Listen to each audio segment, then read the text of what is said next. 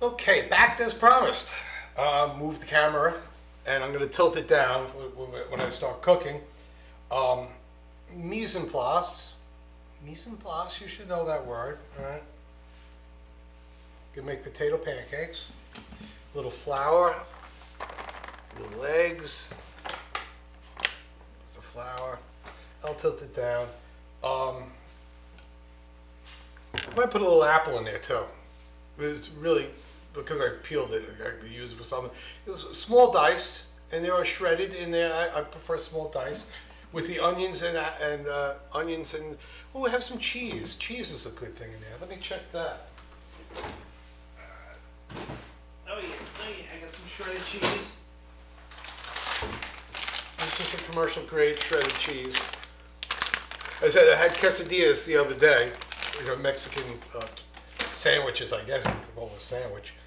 So we can use that up. And once again, the idea is to use terms and equipment, because we'll use the potato peeler, which I moved everything around, I have to find it. All right, the potato peeler, French knife or chef knife, paring if we need it, steel. This usually you guys have a hard time with. Dolma, cutting board.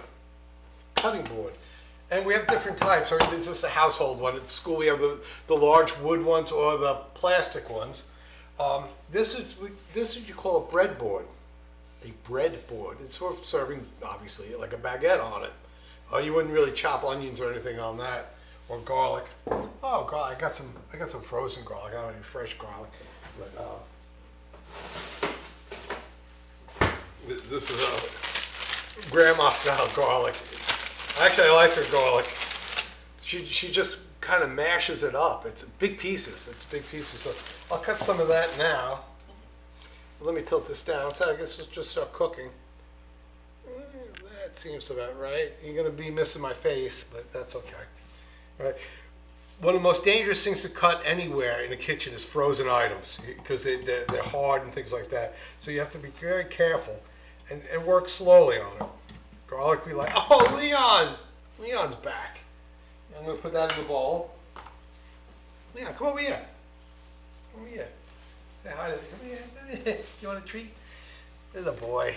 Here's the boy. Come here. Anja. Oh, yeah.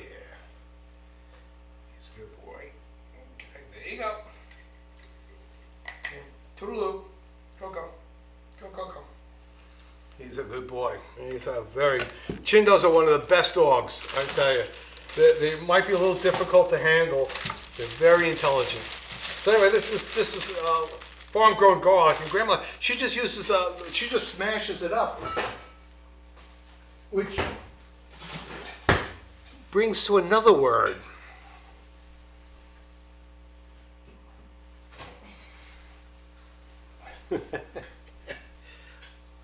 This is a mortar.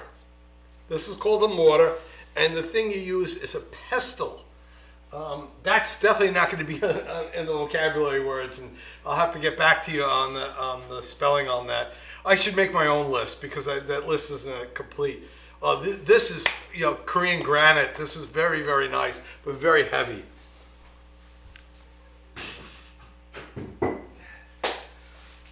So that's what Grandma does with it. She puts some fresh garlic in there. She just crushes it lightly, and it gives it it's great. It gives it body and texture. Even after frozen, it still keeps its the pungency of the garlic in there really good. Okay, so I'm going to put that little bit in there. We're going to need some onion, right? Once again, we don't use a peeler for an onion. You always use a knife. I mean, like I said, I never tried it. No, it wouldn't really. It's kind of interesting. That's the first time I ever did that, but I wouldn't suggest that. I would suggest using a knife. This was a pretty clean onion anyway. What would you use? What would you use this for in a kitchen? Is there any use for it? Just throw it in the garbage? Nah. Especially when you have. This is kind of chewy and hard, skin-like, but this is great mirepoix. And I do have a chicken. I should save this actually for my chicken stock, which I'll just put it in a pot for now. Keep it in there. These are fine.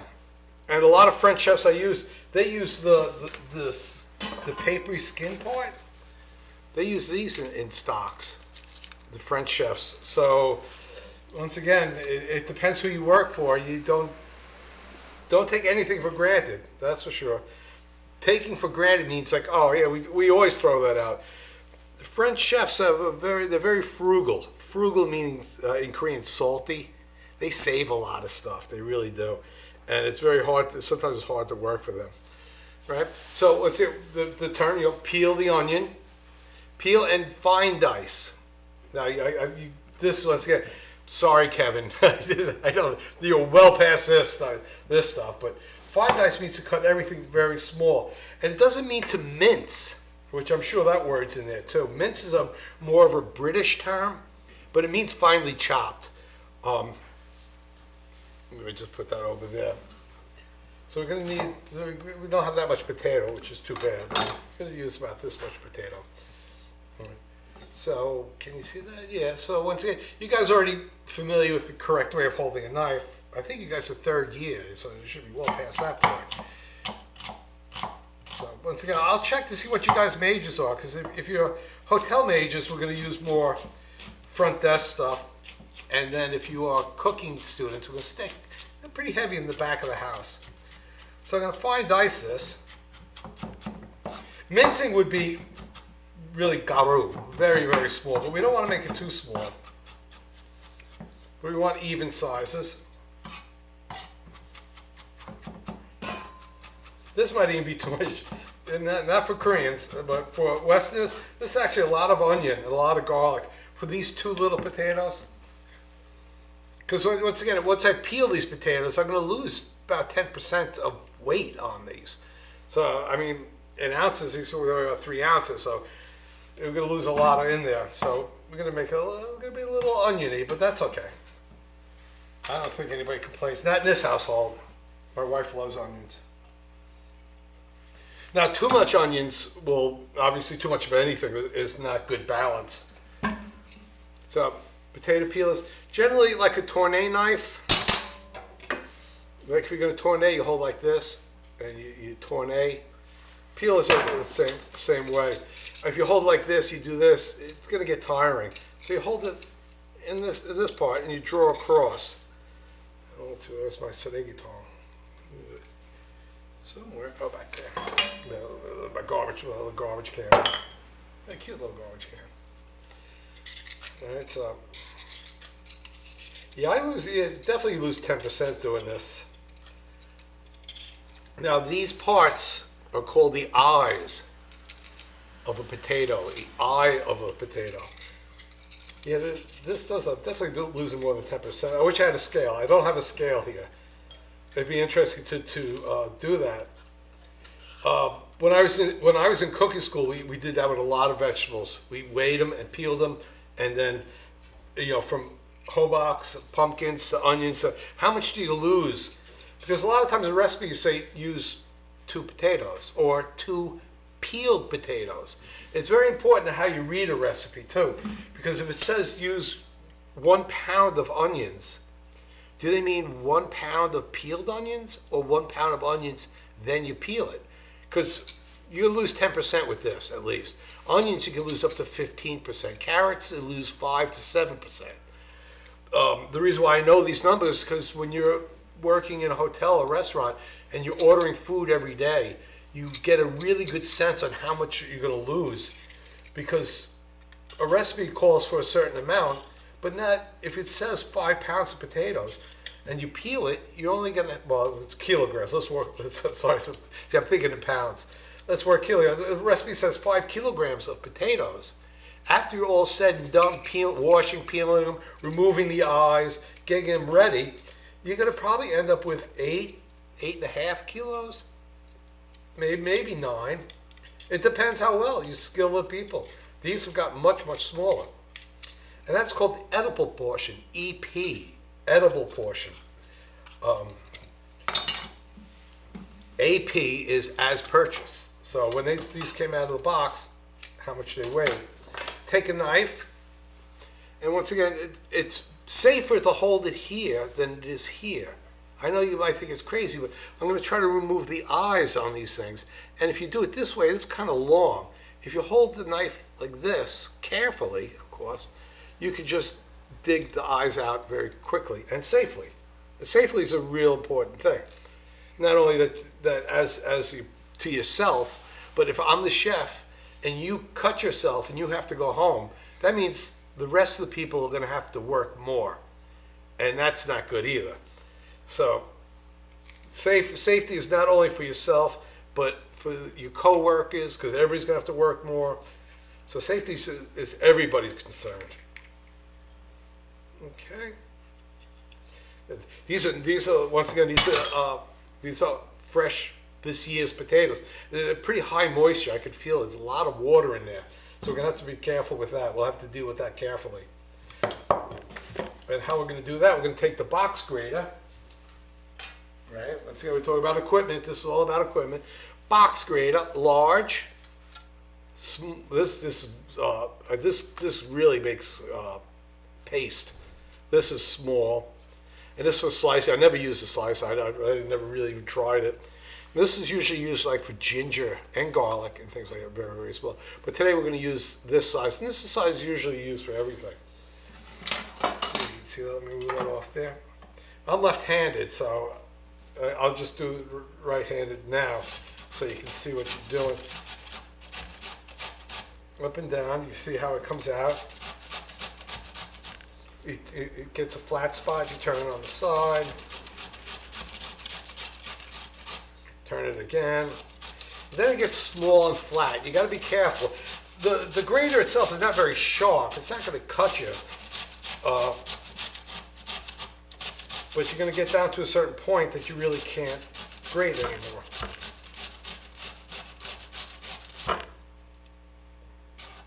Can you do this by knife? Sure. Is it faster? No. And you're not going to get even consistent size. These are all going to be the same size. So now getting down to a point here. It's a little hard to hold on to, but you can still do it. But it will get to a point that you have to either cut it with a knife or throw it out. Either way too. Because this is about the end of it. This is about game over right here. You can't really grate that. Oh, interesting thing too, like in Korea, you guys, we eat raw potatoes. You guys are like, oh, how do you do that? But I see you guys eat chestnuts raw, sweet potato raw. So I don't see any problem. I see no problem with that. Okay, put that to the side. Do the little one up. This would probably make about 3 people, 4 people. This is going to be my basic dinner tonight. So not wrong with that either. I didn't start the rice yet because that's pretty noisy. Now I'm down to that point it's a little hard to hold. You can do the sides a bit. You can get it down pretty small. You know, something like this. You can cut with a knife. I'll cut this one off with a knife because it is very small. Now, the reason why I'm using 2 separate bowls is that, focus on the vocabulary, bowls, grater, cutting board. That's what we're really all about, not necessarily the recipe, is these potatoes have a lot of water in them. I'm going to put this onto the side. Do I need it? Well, I'm going to need it for the apples. Let me do the apples while I have this with me. I'm not too concerned about the apples turning brown because we're going to be cooking them anyway. So I'm going to just take a... This is just how we peel apples too, commercially. But no, I've seen you guys doing it like this way, and if you're good at that way, that's really clever. But if you have to peel 20 or 30 apples, you're going to have to get a little quicker, a little faster, and yeah, you might lose some more this way. Definitely not as much as this, though. Let me see. Yeah, I mean, can't really. I can see the light through both of them. So, I guess fine, fine. Yeah, you don't lose that much. I thought you lose more than that. Lightly holding it too, not pressing it hard. Let's,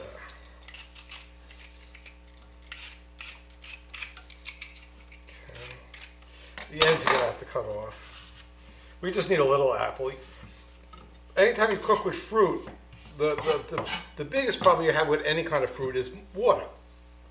And if you're gonna fry it, more water, more problems. So that's about, for that amount of potato, this is about the amount of apple I'm gonna use. An apple, potato, and onion, it's a nice combination. The apple, now we fine dice. We'll small dice the apple. So we fine diced, small diced, grate.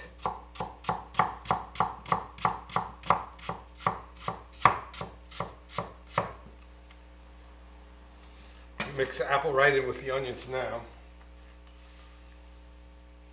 You don't want too many. You don't want too much. You don't want big pieces of apple. Once again, because the water content. Okay. So let me just move this stuff out of the way. I lost my Leon. I don't know where my Leon went to. He's a good boy.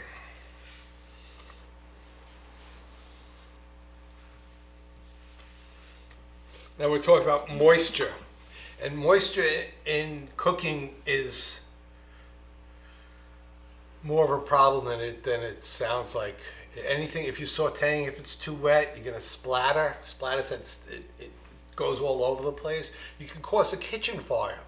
If you have a fry pan with hot oil in it, water hits it, it can flare up. Now this is an inductive range, this glass. And it's actually very handy. I really like this. It's good for the household. Commercially, now the glass, I think you'd end up breaking it or something like that. And it's electric. The electric ones take forever, but the induction works very quick. Now we got to move quickly because we don't want the onions, the potatoes. And can you see? I should get closer. We take a handful of potatoes, and you're gonna see how much water. Oh yeah, you can see that quite well, can't you? You got to wring them out because these are fresh potatoes. They're very, very fresh. And actually, they've been out of the ground for 2 weeks already, so they're not super fresh. But the ones that you buy in the hotels or restaurants, something like that, sometimes they last years. And that's true now, this time of year. Be careful when you're buying fruit, the apples in particular. You can buy last year's apples now. They're selling it as this year's, but they're really last year's. So squeezing out the water. There's another term, ringing, like your phone ringing, but it's spelled with a W, W-R-I-N-G. So wring out the potatoes, which is more of a British term, but people use it. You know, once you go to the internet, you might see it. Ballet, laundry, you wring out laundry. But once again, the idea is to show you that there are several words. Squeezing is the term I would use in class. I think you guys know you're at that level of English too. If somebody says squeeze the onions or squeeze the orange, orange juice squeezed, I think you understand. So we get out that excess moisture. Let me just show you what we got and how much, because those two potatoes are small, but look how much liquid. That's a lot. Now, if we left that in there and we tried to mix everything together and fry, we end up adding a lot of flour to get rid of that water, because that's the only thing that's going to keep it dry. Will be the flour. We're going to add some eggs. We're going to add one egg, really all we really need, but two gives it a nice flavor. Let's see what size eggs we got here. No, these are small eggs. That's another thing too. In American recipes, an average egg itself is 1.5 ounces to 2 ounces. This is not. I don't know what this is. Let's get the shot glass out.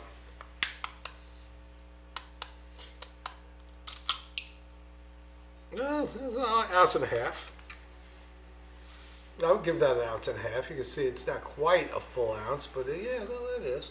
They seem a lot smaller. Put that on the side. We'll put 2 eggs in anyway.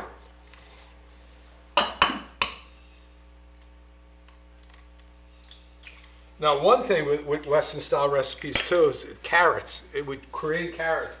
Korean carrots are extremely large. They're not just big, they're very large. I've never seen as big as Korean carrots are. Scramble the eggs. Scramble is a word I think you guys are familiar with already. And you only really scramble eggs. You don't scramble anything else. So, scramble the eggs well. So I got a big piece of apple here. Oh no, it's all cut up. So it's not mixed in yet. All right, so you scramble the eggs. And do I have? No, not really. So I'll use. I don't really have a commercial size spoon. All right. So we're gonna mix. Break up the apples because the apples is like this a little. No, it's all cut up. It's just not separated yet.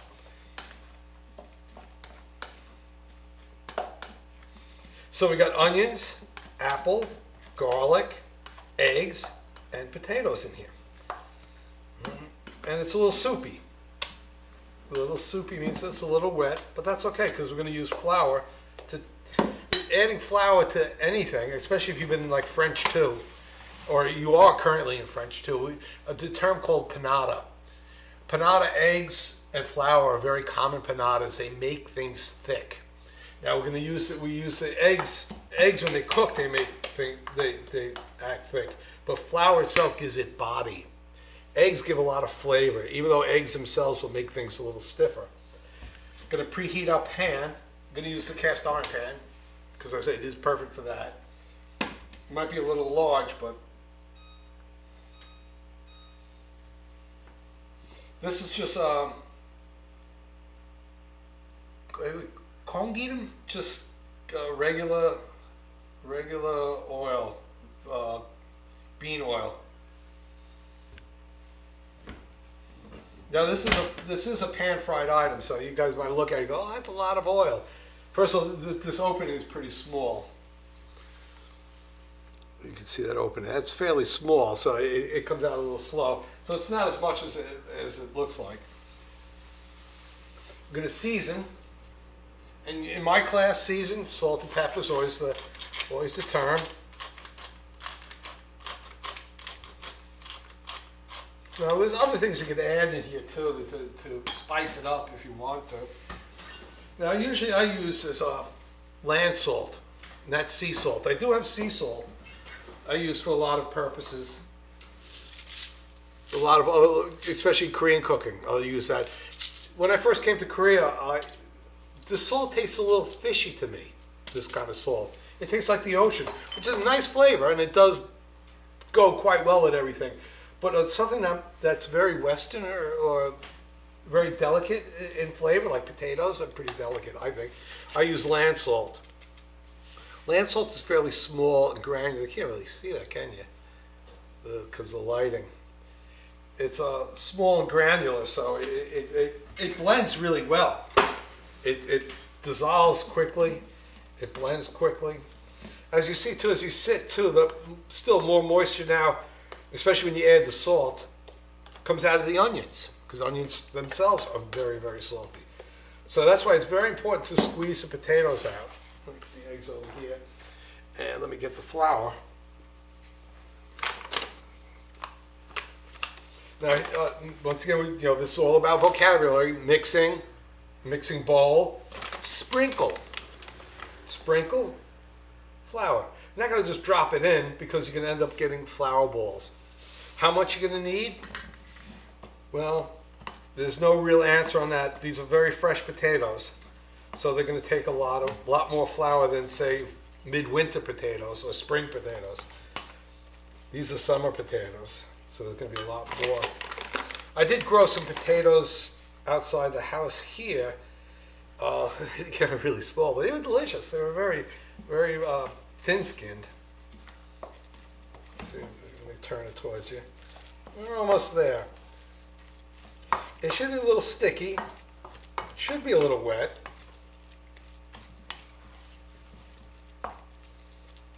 Now, could you add gochugaru in here? Sure. And maybe I will. Because my wife she'll be eating half of these. And she likes that. I wonder where it is. Yeah. This is, once again, from Grandma. This is Grandma's gochugaru. This is last year's. I don't know how spicy it is. Ooh. Okay. We'll just add a little. Just a little. Wow. But the fruit should offset that nicely. Once again, now we got sweet, the apples. We got hot. We got hot oil. Turn it off, actually. Turn on the fan. Well, we'll turn on the fan later. Once again, with flavor combinations. We got sweet with the apples, garlic and onions, savory, spicy with the gochugaru, the chili powder. I should use the English word, so that's for sure. And the flour, eggs, and potatoes are very bland. B-L-A-N-D, bland. Not a lot of flavor in those things. So that's one thing good about potatoes is that they accept almost any flavor you give them. So the spicy sweetness of this would be a very nice combination. I see nothing wrong with that. Ooh, that's some spice. The longer this sits, more water comes out, more moisture comes out of it. Now we're going to add a little cheese to that too. Maybe not. Nah, yeah, sure, why not? You can't really put too much in a fritter. You can put a lot of different items in there. And you can add more dry items than you can wet items. But cheese itself has a problem of burning. So once again, because the high moisture in here, I don't really want to add those because of the cheese. You can add the cheese on the top. I do have some sour cream though, and sour cream is really good to serve with anything spicy, at least for Westerners. And this is what we want here. You know, it's not runny, but it's not super thick. Because we're not making, you know, when we're selling potato pancakes, we're not selling, you know, breakfast style pancakes. I think 6 might work on this. That's hot. That's maybe a little too hot, but we'll move on anyway. Probably best to do this with a spoon. So what you're going to do is you use this as a guide, as a size we're going to do it. You take it, you push it in, and then you flatten it out.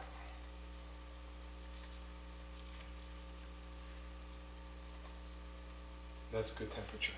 Can you see that? I really can't see it. Well, I'll bring the camera over there after I get these on. Now don't worry about the shape, because you don't want them perfect. You want them to be a little bumpy, a little odd shaped.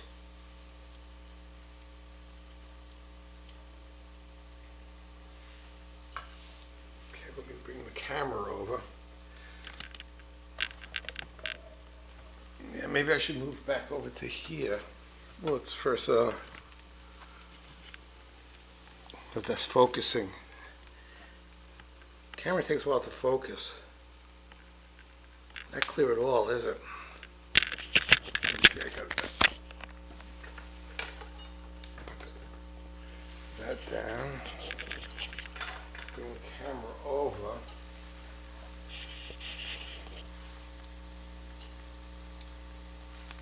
Let me try turning off the light. No, not really focusing, is it? But you can see it's lightly frying. I'll put you back up here. That's the best we can do at that point.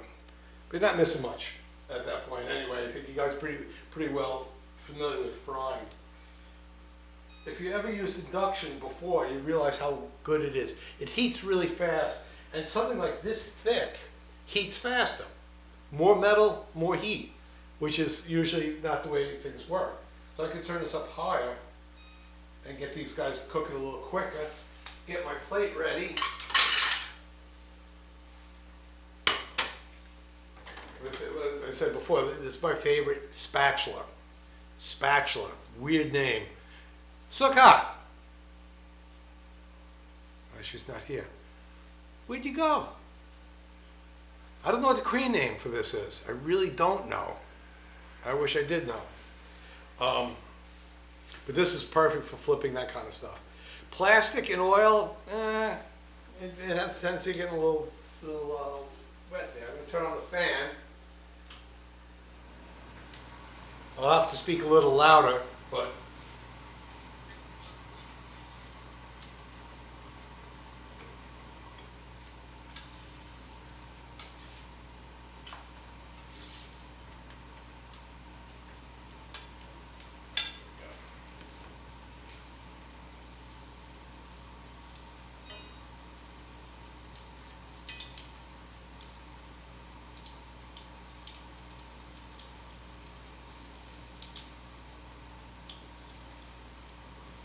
and just a minute or so on that, on each side. They cook fairly quickly. And I don't have anything for garnishing, no parsley. Because we got Daiso, I picked this up. This is very nice for putting buds, little flowers into a vase. It makes it look very pretty. Very nice. It doesn't take a lot of flowers, but it adds a lot of color to a table. It really does.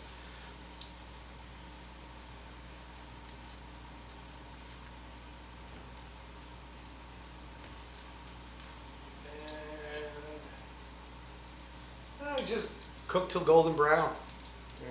Like I said, it's just about 3 or 4 minutes on each side, depending how hot the oil is. So we just to recap words: bowls, mixing bowl, soup bowl, cereal bowl, which once again, what you guys call a rice bowl, we call a cereal bowl. Obviously, the ones up there are rice bowls. They are actually specifically made for rice bowls. 2 types of cutting boards. We have a cutting board, we have a bread board. Bread board, you cut bread on it, that's about it. We use the whip, we use the knives, we use the peelers. The vocabulary words are very important. Once again, to me, I'm looking at that book, it really is grammar specific. It really goes into a lot of grammar. And to me, once again, grammar is not as important as communication. So if you guys can understand what I'm talking about, and get the job done. Oops. There we go. Nice and brown. That one's a little, not quite there. That one's perfect. Oh, that one didn't brown there, but that's okay. Potatoes, once again, the idea of the crispy, what is it, gusada? It's a Korean term. I find it like that. Oh, sesame seeds. Real nice. Dulce garu in there. Very nice. So much you can put in there. Potato pancakes are one of my favorite. We grew up eating a lot of pancakes. Potato pancakes, not necessarily, we call them potato pancakes, but the real term is fritter. F-R-I-T-T-E-R. And the difference between that is size. Pancake is really a breakfast term.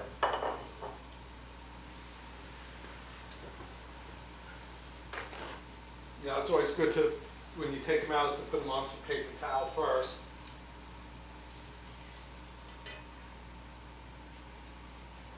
Just get rid of the excess oil.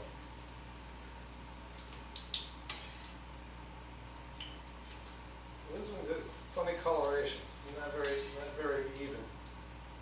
But good enough. It's cooked.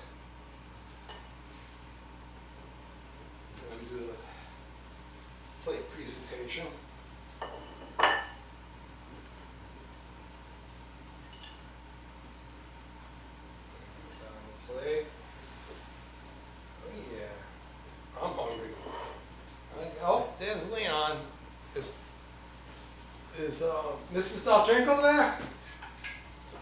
Yeah, what do you call this in Korean? Spatula in English. Yeah.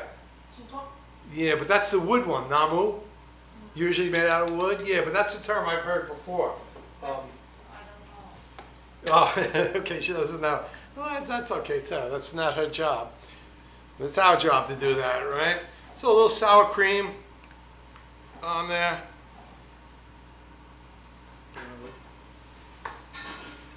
Once again, that would be the sour cream would be the garnish, potato pancakes. This is a salad plate. Like I said, the size of it, but once again, we're using it for a side dish. Usually the smaller ones are what we call side dishes. This would be a salad plate, but once again, it could be used for the items like that. That being said, turn off the fan there. Can you turn on those lights? It's running late. Yeah, that's a little better. Yeah, that is a little better. Yeah, well, we're running a little late, that's for sure. Class went a little long, but that's okay. We covered a lot of words. Pots and pans, plates, bowls, wine glasses, brandy sniffers. Well, that's another thing too.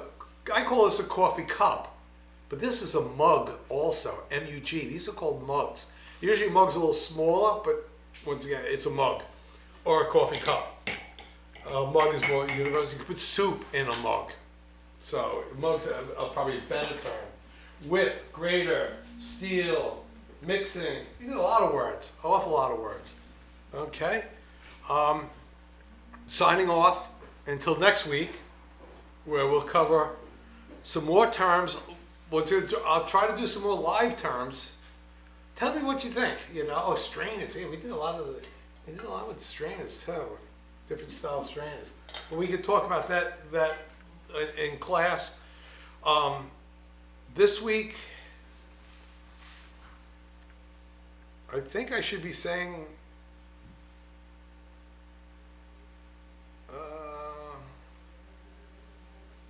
Happy Chuseok.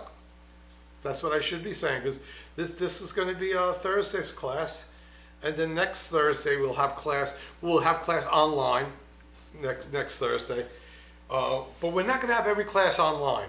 Keep that in mind. I think that it's we could do a lot online. I'm saying it's up to you guys, but let's get the book, because I'm gonna start scanning pages and gonna go through the pages line by line, and that's gonna really be your testing material. This is important, and this is easier to understand than the book. That's for sure. It's a good book, but it's pretty advanced. And to me, the communication part, and it's better that we get these basic things down. Some of you guys I know are like you, Kevin. I know you're pretty high level, but you guys are really quiet. Plus, you guys didn't have the book, so I didn't want to do the book this week because you don't have it. So get it. I mean it. You should get it anyway. This is a good opportunity for you guys to really get well at English. Get better at it, that's for sure. Thank you very much. Have a good Chuseok, and I'll see you later. And of course, I'm going to have to try this in front of you just to see, because this has a gochugaru in it. I dipped a little sour cream on it. Oh, c'est bon. A lot of onion. A lot of onion. But yeah, delicious. Delicious. Okay. I'll see you guys later. Thank you very much. Bye-bye. Happy Chuseok.